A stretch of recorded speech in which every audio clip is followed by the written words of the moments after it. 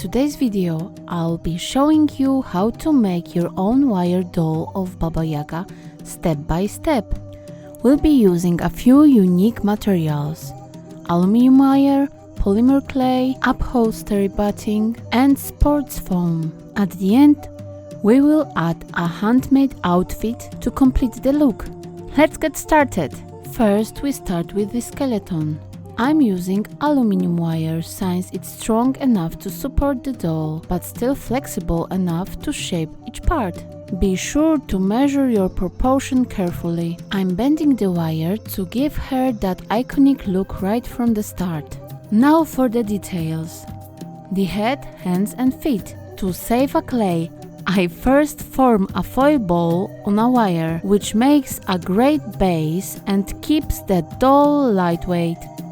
To begin, I'm taking a piece of polymer clay and forming a general shape for the face. Baba Yaga is a character who should look a bit dark and rugged, so I will focus on strong feature and deep wrinkles instead of smooth lines.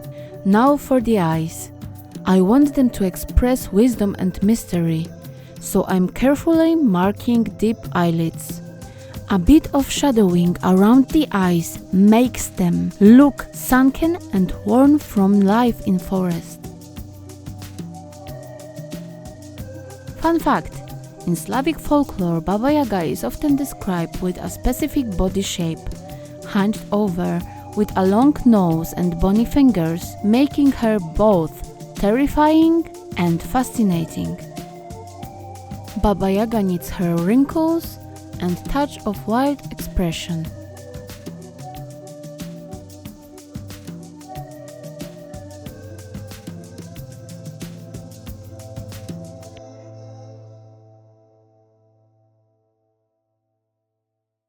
When sculpting her hands, I'm creating long, slightly bent fingers.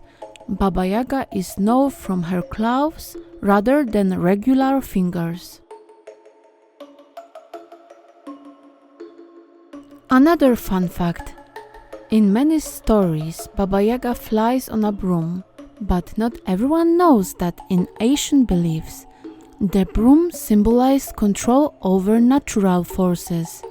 So her broom is not only a way to travel, but also a magical tool. Baba Yaga's fingers will be slightly crooked and bony to give that edge witchy look. Fingers that could both cast a spell and clutch a broom.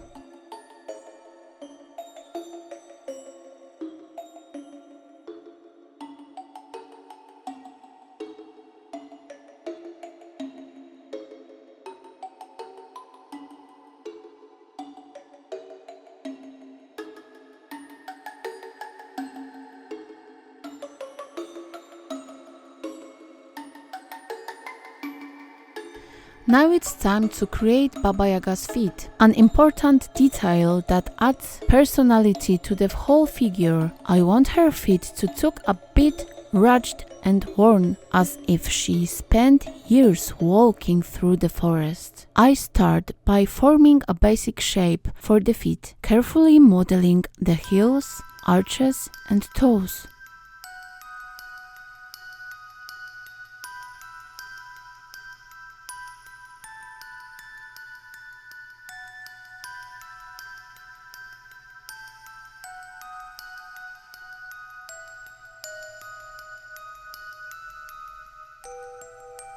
Since Baba Yaga's feet will be bare, they will need a bit of texture and detail to capture that earthy mythical feel. I also add small wrinkles and lines around the toes and ankles to enhance that sense of age and wear.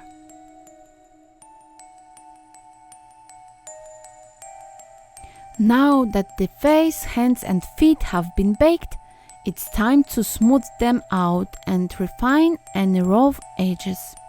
Baking hardens the clay, but it can also leave small imperfections on the surface, so sanding is an important next step.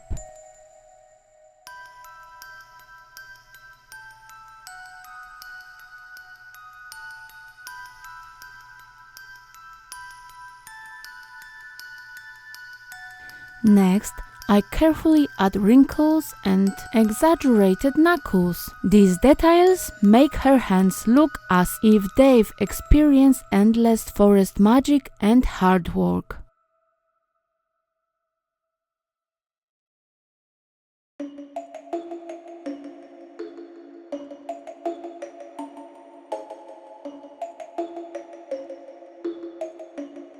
Now it's time to attach the head to the wire skeleton. This farm work will provide stability and allow us to pose Baba Yaga in lifelike position.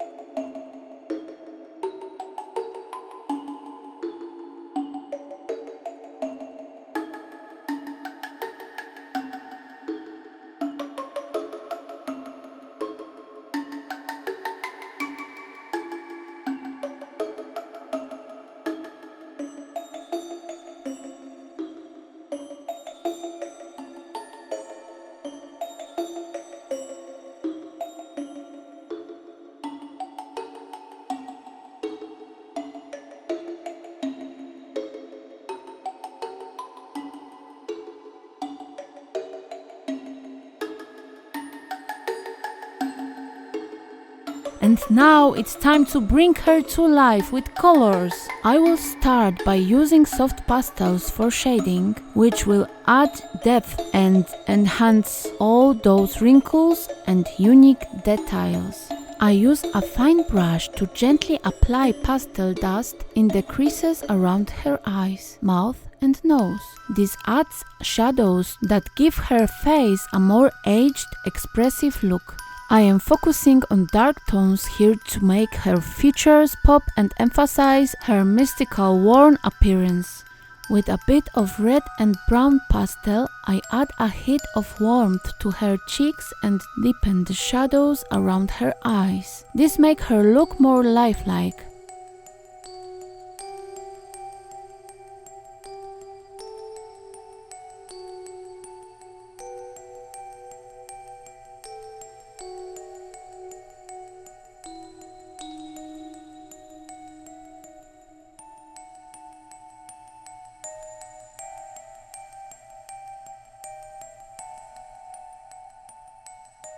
Once the shading is complete, I move on to acrylic paints for the finer details. I start by painting her eyes, adding layers to create a wise, intense gaze that hints her magical nature.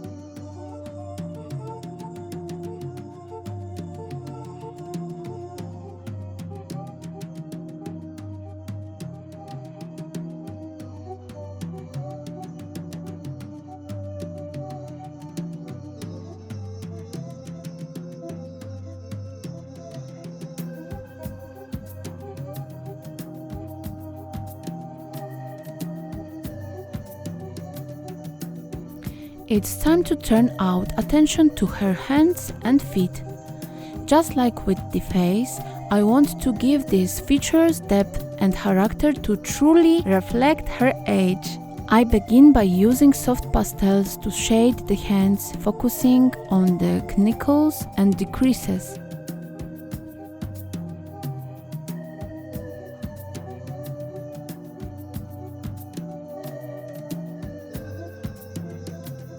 After shading, I use acrylic paints to add more details and emphasize her age. I choose earthy tones, deep browns and muted greens to paint subtle veins and age spot which brings out the reality of her character. I finish off by adding light highlights on the knuckles and top of the feet.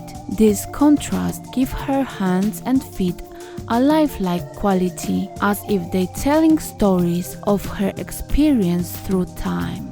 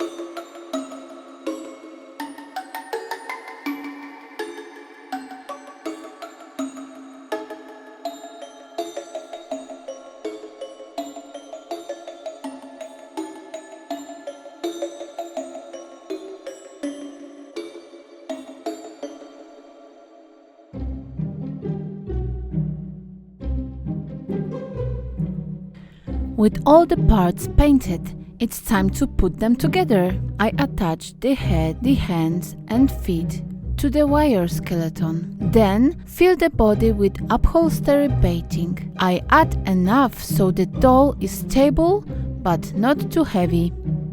Finally, I wrap the torso in sports foam, creating a soft structure that we will cover with the clothing. Now onto the outfit. My Baba Yaga will have traditional look, a long skirt and a headscarf. And as a fun detail, I'm adding a Hansel and Gretel motif to her headscarf, a nod to one of the most famous stories featuring Baba Yaga, where she's the fearsome witch in a house on chicken legs. And now the hair.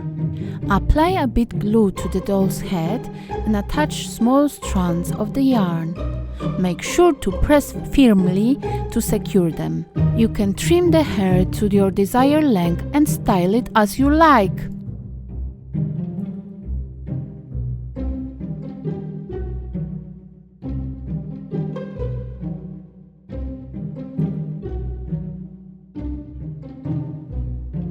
And my Baba Yaga is finished and ready to join the collection.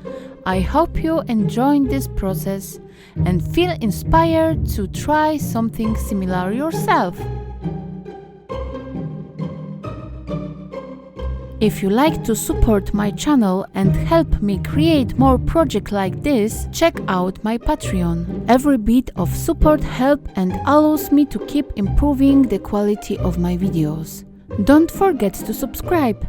Give this video a thumbs up and click the notification bell to stay updated with new content. Thank you for joining me and good luck with your own project. See you in the next video. Bye!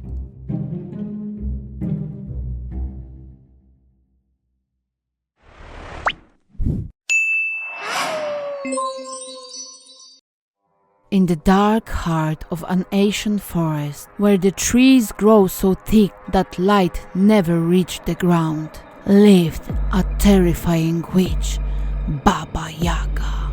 Her hat perched on a chicken leg was hidden among tangled roots, and muddy paths that no one dared to cross.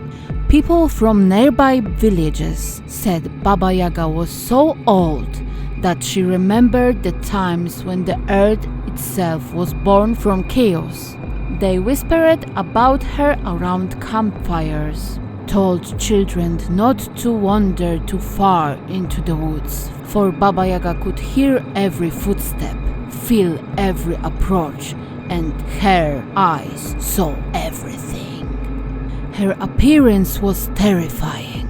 She looked like something that should never have existed. Her skin was grey and a parchment-like, stretched over her bones like old tree bark. Long bony fingers ended in black claws, sharp as razors that could slice through the air. Her nose was long and hooked, seems to pierce straight through any souls unlucky enough to encounter her in the forest. No one knew exactly what her teeth looked like, but it was said that when she smiled wide, everyone around could smell blood. Each night when the moon rose high above the treetops, Baba Yaga left her hut on the chicken leg. She climbed into her flying mortar, rising above the ground, staring with her pestle. She would fly around the area, searching for lost wanderers who dared to enter to domain. They never returned.